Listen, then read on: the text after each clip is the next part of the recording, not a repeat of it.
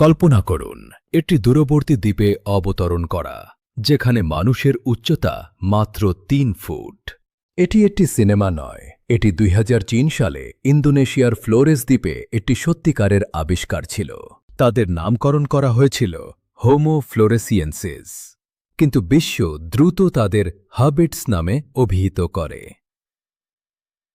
এই মানুষগুলো এত ছোট ছিল যে তারা আধুনিক ১ বছরের শিশুর আকারের মতো ছিল, কিন্তু ছোট মস্তিষ্ক থাকা সত্ত্বেও তারা অবিশ্বাস্যভাবে চতুর এবং দক্ষ শিকারী ছিল।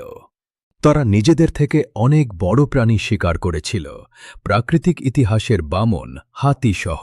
এই দ্বীপের সবকিছু উল্টো ছিল। ইঁদুরগুলো ছিল বিশাল এবং হাতিগুলো ছিল ছোট। বিজ্ঞানীরা বিশ্বাস করেন যে সীমিত দ্বীপের সম্পদ তাদের হাজার বছরের মধ্যে আকারে সংকুচিত হতে বাধ্য করেছে।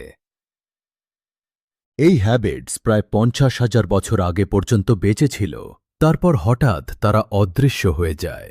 একটি রোগ কি তাদের হত্যা করেছিল, নাকি আমাদের নিজেদের মানব পূর্বপুরুষদের দ্বারা তারা নিশ্চিহ্ন হয়ে গিয়েছিল?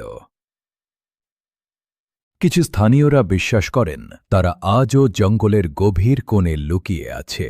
আমরা কি সত্যিই পৃথিবীর একমাত্র মানুষ? হয়তো সত্য আমাদের ধারণার চেয়েও অদ্ভুত। মন্তব্যে আমাদের জানান এবং আরও রহস্যের জন্য লাইক এবং সাবস্ক্রাইব করতে ভুলবেন না।